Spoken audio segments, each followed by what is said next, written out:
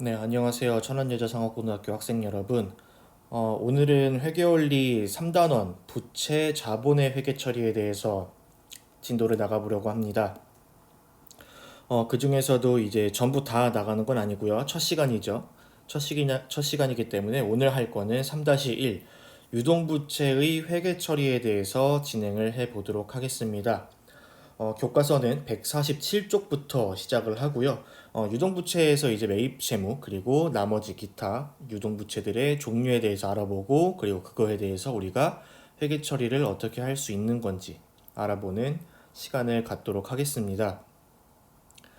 자, 그러면 우리가 그 유동부채에 대해서 알기 전에 부채라는 거에 대해서 다시 한번 정리하고 갈 필요가 있겠죠.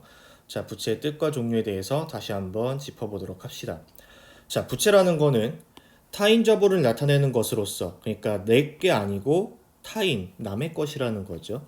타인 자본을 내가 일시적으로 가져온 거예요.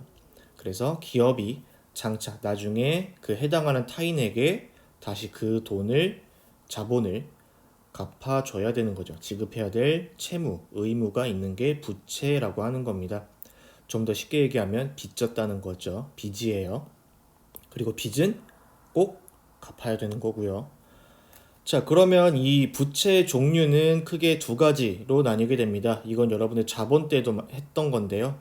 유동부채 그리고 비유동부채. 자본도 마찬가지로 유동자본, 죄송합니다. 유동자산, 비유동자산으로 나뉘게 되죠. 자, 그래서 유동부채에 대해서 보면은 이제 상환 시점이 1년 이내에 도래하는 부채. 그러니까 좀 더 간단하게 얘기하면 내가 1년 이내에 갚아야 되는 빚들입니다. 그럼 비유동 부채는 거꾸로겠죠? 상환 시점이 1년 이후에 도래하는 부채가 이제 비유동 부채가 됩니다. 그래서 유동 부채는 크게 이렇게 있죠. 매입 채무부터 해서 단기 차입금, 미지급금, 선수금, 예수금, 미지급 비용 등이 존재하고요. 비유동 부채는 다 1년 이후에 내가 갚아야 되는 것들, 사채, 장기 차입금, 장기 매입 채무, 충당 부채. 그 중에서도 뭐 가장 대표적인 예시로 나오는 건 퇴직급여에 대한 충당 부채. 이런 것들이 있습니다. 그래서 오늘 우리가 해볼 거는 이제 비유동 부채는 다음 시간에 할 거고 오늘 할 거는 우리가 이 유동 부채들에 대해서 알아보도록 하겠습니다. 자, 유동부채에서 가장 대표적으로 나오는 게 이제 매입 채무에 대한 내용을 먼저 해야 되겠죠. 매입 채무는 우리가 상품에 대한 내용이죠. 상품을 매입을 했는데 그게 빚인 경우가 됩니다.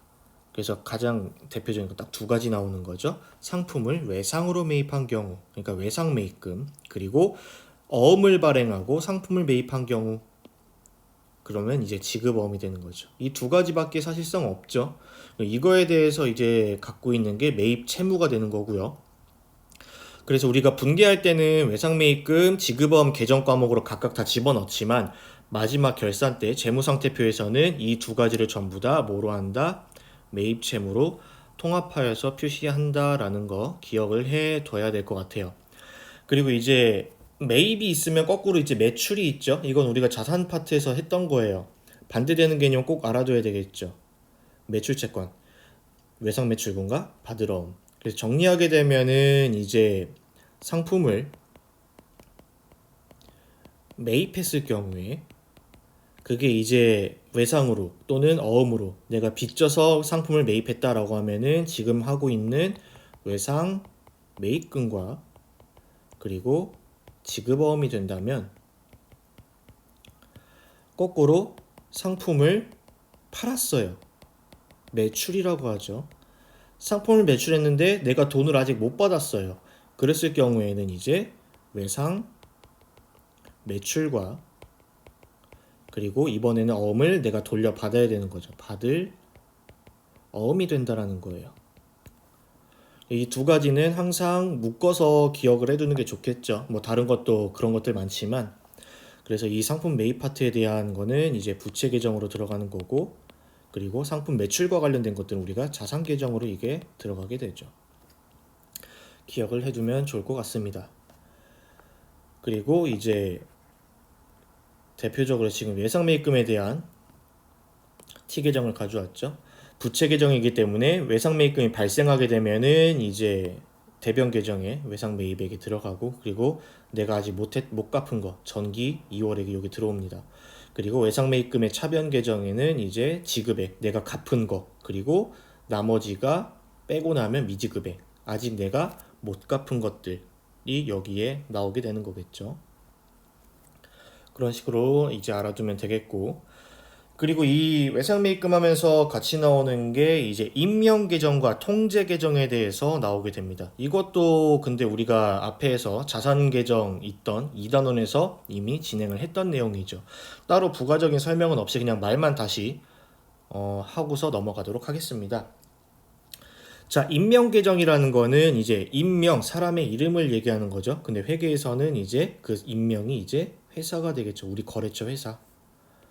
거래처 회사를 직접 분개하고 그거를 총계정 원장에 집어넣는 방식을 이제 임명계정이라고 얘기를 하고, 그게 아니고 그냥 외상매입금 계정을 직접적으로 활용하는 게 이제 통제계정이 되는 거죠.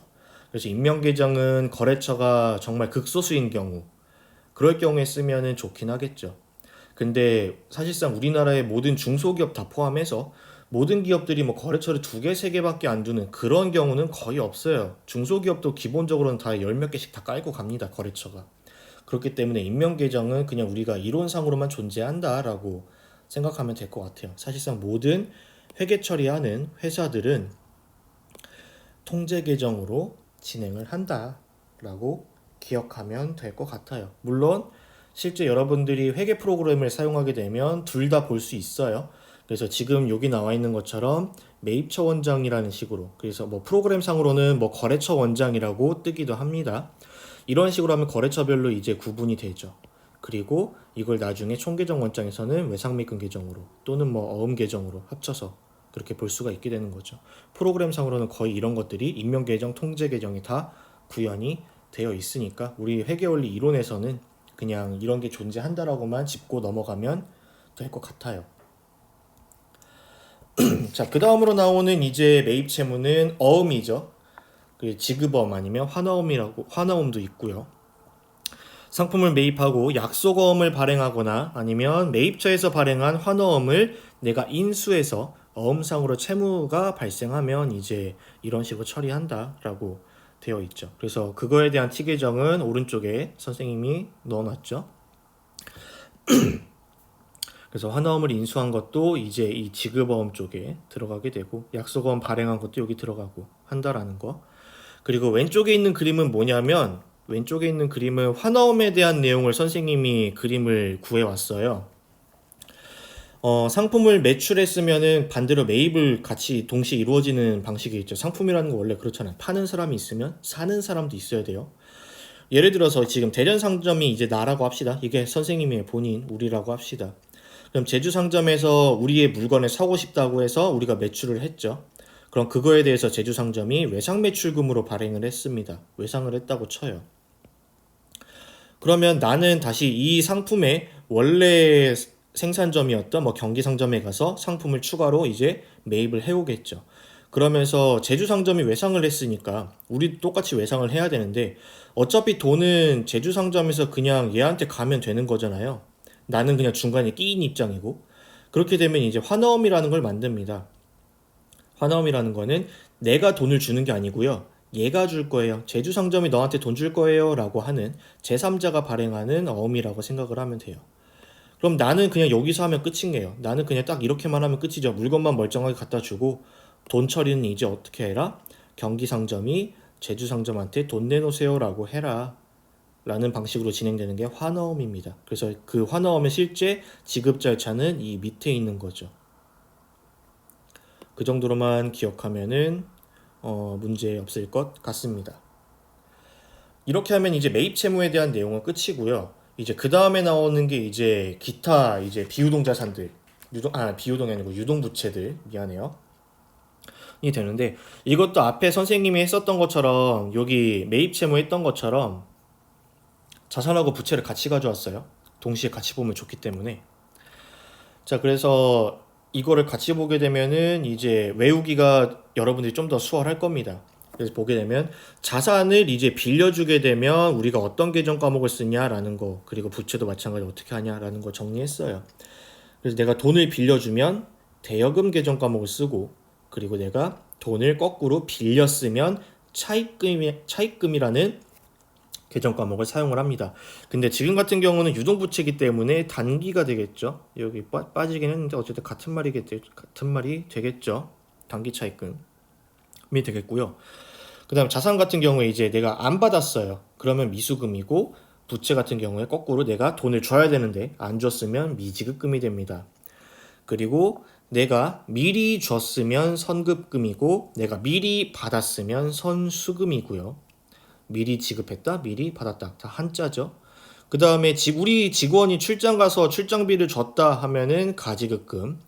그리고 우리 회사 통장에 무언가 들어왔는데 그게 뭔지 모르겠다라고 하면은 가수금이라는 부채 계정을 사용을 합니다.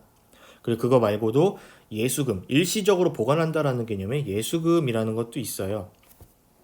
이 예수금이라는 게 뭐냐면, 이거는 이제 가장 많이 나오는 게 직원들 월급 줄 때, 급여 줄 때 사용하는 건데, 월급 줄 때 그냥 월급 그대로 주는 게 아니고 세금을 떼게 되죠. 거기에 해당하는 내용이 소득세, 주민세, 그리고 우리가 알고 있는 4대 보험. 이거를 급여에서 미리 뗀 다음에 그 다음에 이제 실제 직원들 통장에 집어넣어 주는 거거든요. 이 여러 가지를 뺀 것들.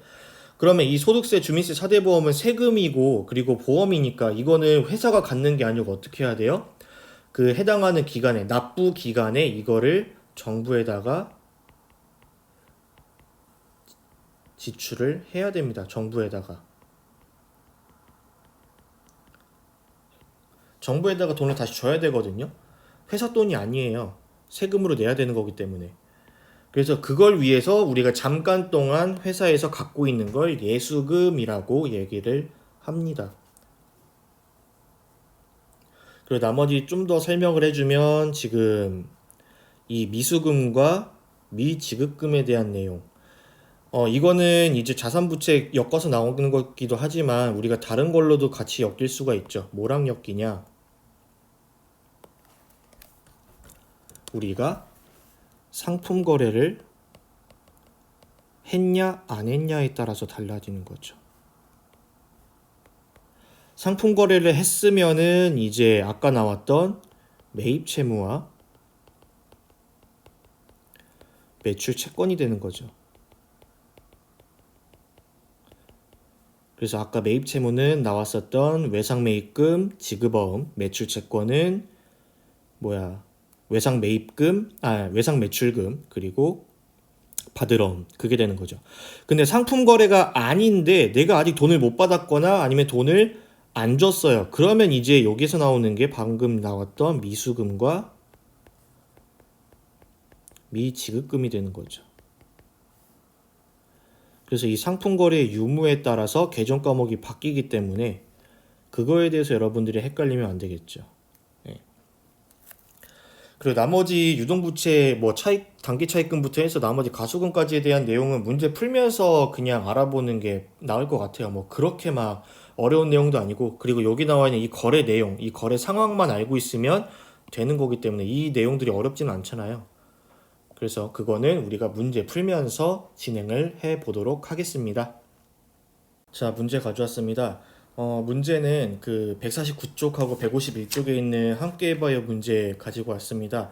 일단 풀이 과정 적혀 있는 그 함께 문제만 먼저 같이 해보고요. 그 다음에 답이 없는 해보기 문제는 여러분들 과제로 해오면 될 것 같습니다.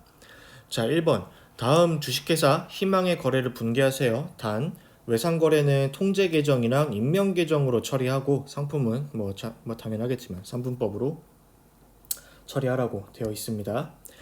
자, 그래서 보면 3월 2일 날 매입처 주식회사 한강으로부터 상품 30만 원을 외상으로 매입했습니다. 라는 것부터 해서 쭉 나와 있는데, 일단 문제에서 통제계정 먼저 쓰라고 했으니까 통제계정으로 먼저 분개해 보도록 합시다. 그러니까 외상 매입금 계정, 그 다음에 지급어음 계정, 그 두 가지 사용하라는 거죠.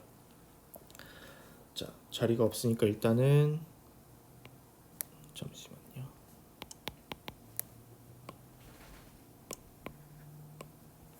자, 통제 계정으로 했을 때 봅시다. 3월 2일 날 매입처인 한강으로부터 상품 30만 원을 외상으로 매입했습니다. 자, 그러면 차변에는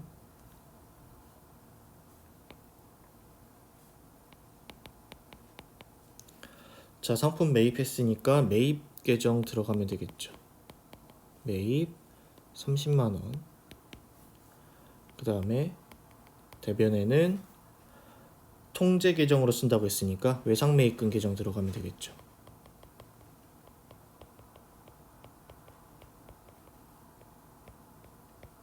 이렇게 되고요. 그 다음에 3월 5일 날 금강으로부터 상품 50만 원을 외상으로 매입했습니다. 똑같겠네요. 차변은 매입 50만 원. 그 다음에 대변도 외상 매입금 50만 원이 되겠죠. 자, 그 다음 25일 날 매입처 주식회사 한강의 외상대금 중 일부인 20만 원을 약속어음으로 발행을 했습니다. 자, 어음 발행해서 처리하는 거니까 외상매입금의 일부를 갚았다라는 개념이죠. 그렇게 되면은 차변에는 이제 외상매입금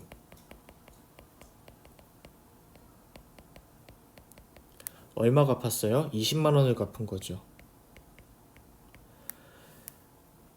그리고 대변은 그 갚을 때 어떻게 썼냐? 어음으로 갚았다라고 하는 거니까 지급어음 20만 원이 되겠고요. 마지막 금강의 외상대금 중 일부인 30만 원을 약속어음으로 발행하여 갚았다. 똑같겠죠? 차변의 외상매입금 30만 원 들어올 거고, 그 다음 대변에는 마찬가지로 지급어음 30만 원이 들어가겠죠. 이렇게 처리를 하면 됩니다. 이게 통제 계정으로 쓸 때고요. 그 다음에 두 번째로 하는 거는 이제 임명 계정으로 똑같은 내용을 처리해보라 라는 내용도 있었죠. 자, 이제 두 번째 임명 계정으로 처리해봅니다.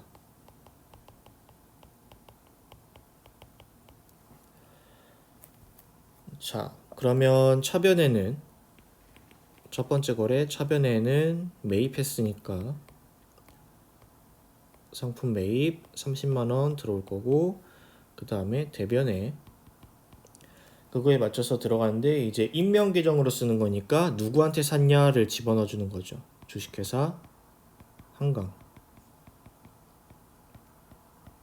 이렇게 되고, 두 번째는 금강으로부터 50만 원어치 상품을 매입했고요. 그럼 대변에 들어가는 건 이제 주식회사 금강 50만 원이 되겠죠. 그리고 이제 약속어음으로 이제 발행해서 갚는 내용도 마찬가지겠죠. 첫 번째 거는 한강에 그걸 갚는 거니까 차변에 주식회사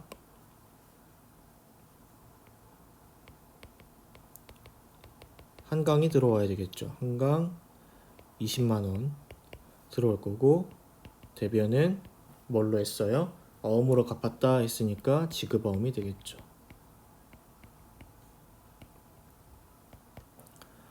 그리고 마지막 주식회사 금강의 외상대금 30만 원을 갚았습니다. 근데 뭘로? 지급어음으로.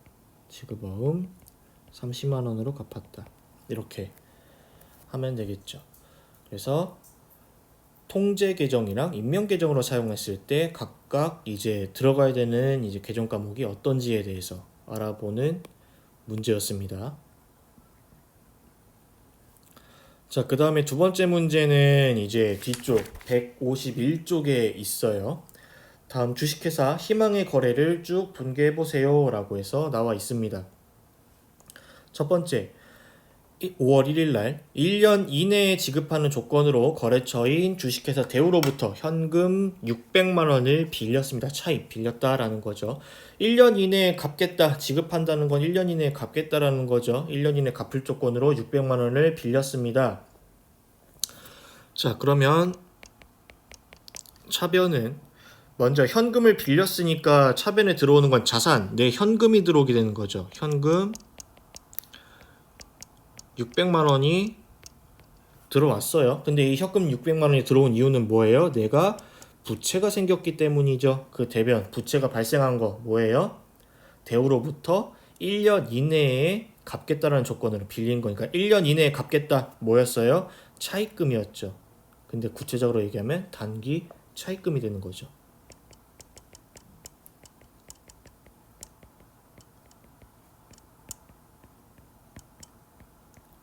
이렇게 되고요. 그 다음 두 번째 5월 7일 날 주식회사 대양으로부터 차입한 그러니까 빌린 50만 원이랑 이자 5만 원까지 해가지고 현금으로 갚았다. 상환 갚았다라는 의미죠. 자 그러면 일단 돈 갚은 것부터 빠지는 게 계산하기 생각하기 좀 편하겠죠. 대변 자 현금으로 갚았으니까 대변에 현금이 빠져나갈 겁니다. 내 자산이 빠져나가요. 현금 전체 얼마? 55만 원이 빠져나가죠.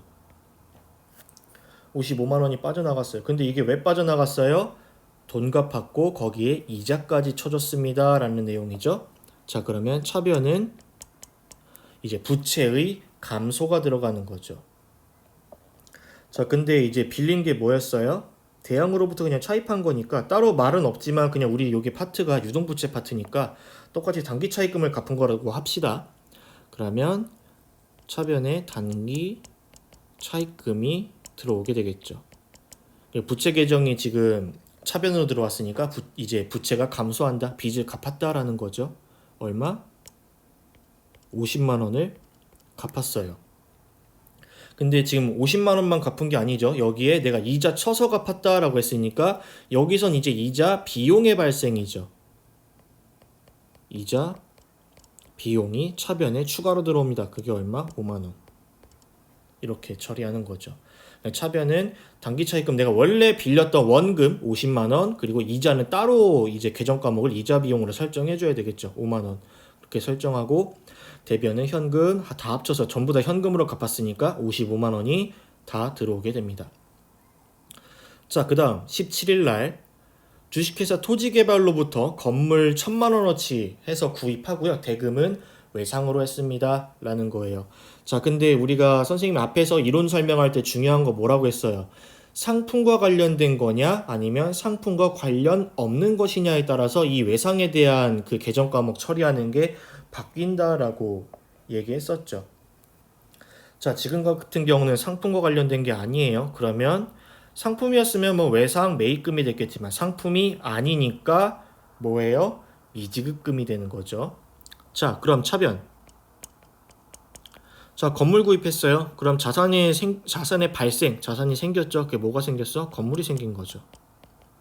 건물 1,000만 원짜리가 생겼습니다. 근데 이 건물에 대한 1,000만 원은 아직 돈을 내가 안 줬죠. 외상으로 했다고 했으니까 미지급금이 됩니다. 이런 식으로 처리하게 되는 거예요. 상품이었으면은 외상 매입금이 됐겠지만 지금 이 건물은 상품이 아니죠. 그래서 이렇게 되고요. 그 다음 20일 직원들의 급여를 보통예금 계좌에서 이체했는데 다음 표와 같이 이제 소득세, 보험료, 국민연금 이게 빠져나가야 돼요. 그러면 실제 들어가는 금액을 이제 계산해 줘야 라는 거죠. 자, 일단 차변에 들어가는 거는 전부 다 급여 계정, 급여가 발생했으니까 급여 쪽으로 들어갈 거고 그 다음에 대변 쪽은 이제 실제로 이 급여를 어떻게 지급했냐라는 거죠. 그럼 대변 먼저 계산을 합시다. 자, 보통예금 계좌에서 이체했으니까 대변은 우리 회사의 그 보통예금 계좌에서 돈을 빼다 줬다는 거예요. 보통예금 들어가고 그 다음 아까 얘기했던 소득세, 보험료, 국민연금은 아까 우리가 뭐라고 했어요? 예수금 계정에 처리한다라고 했어요. 그럼 일단 계정 과목은 지금 이런 식으로 발생을 하거든요. 자, 그럼 예수금을 다 계산을 해줘야 되겠죠. 그럼 예수금이 뭐야? 이거죠. 이게 전부 다 예수금 계정에 들어갈 거예요. 근데 지금 실제로는 계산기를 돌려야 되겠지만은 그거는 했다라고 지금 가정하고 하게 되면은 예수금은 총 140만 원이 나오게 됩니다.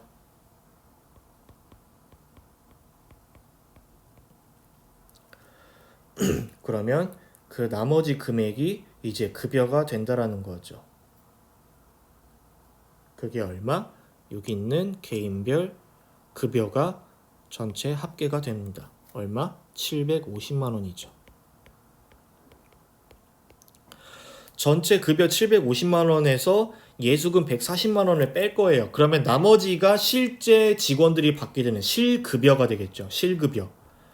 그게 뭐야? 보통예금에서 빠져나간 나머지 금액들이 되겠죠. 그럼 750만 원에서 140만 원을 뺀 나머지 금액 610만 원이 실제 이 이희망 사원, 박선주 사원, 이지혜 사원한테 들어가게 될 실제 급여가 됩니다. 실급여가 되는 거예요. 자, 그 다음에 25일. 자, 매출처 주식회사 성공으로부터 상품 대금의 계약금 50만 원을 현금으로 받다. 자, 미리 받은 돈이에요. 아까 앞에서도 했던 거였죠. 미리 받은 돈은 뭐예요? 선수금이죠. 자, 차변. 미리 돈을 받았어요. 근데 뭐를 받아? 현금을 받았네요. 현금 50만 원을 받았습니다. 자산의 증가죠. 근데 이 현금을 왜 받은 거예요? 계약금으로 받은 거죠. 미리 받은 돈 선수금이다라는 거. 그리고 이 선수금 계정도 부채 계정이다라는 거 잊으면 안 되겠죠. 그 다음 마지막 31일 5월 20일 날 급여에서 차감한 예수금을 보통예금 계좌에 이제 이체를 했습니다. 아까 그 월급 나온 거 있었죠. 이거 5월 20일 날 했던 거 이걸 이제 실제로 보통예금 계좌에서 이제 이체했다라는 거예요. 그러면 차변에는 이제 예수금 계정을 실제로 이제 세금 다 내고 했다라는 그 내용이거든요. 그러니까 차변은 예수금 계정이 들어와서 사라져야 되겠죠. 140만 원 예수금을 없애버릴 겁니다. 부채 계정이 차변에 있다는 건 없어진다는 거잖아요. 갚았다는 의미예요. 근데 그걸 어떻게 했다? 실제적으로 이제 보통예금 계좌에서 빼다가 갚았다. 그래서 대변은 보통예금 140만 원이 되겠죠. 근데 여기서는 예수금은 아까 얘기했듯이 그 보험료나 세금을 내기 위해서 내가 임시로 갖고 있는 거라고 했어요. 그러면 이거는 실제로는 갚았다기보다는 그냥 처리했다라는 게 좀 더 맞는 개념이 되겠죠. 네. 자, 이렇게 하면은 이제 부채에 대한 유동부채에 대한 내용은 여기까지 하면 될 것 같고요. 그 선생님이 이제 온라인 클래스에 이제 두 번째 자료로 해서 여러분의 과제 자료 넣어놨을 겁니다. 그 과제 자료 여러분들 문제 각자 풀고 그거는 다음에 등교하는 시간에 문제 풀이를 진행하도록 하겠습니다. 그러면 유동부채는 여기까지 하도록 하겠습니다. 고생 많았어요.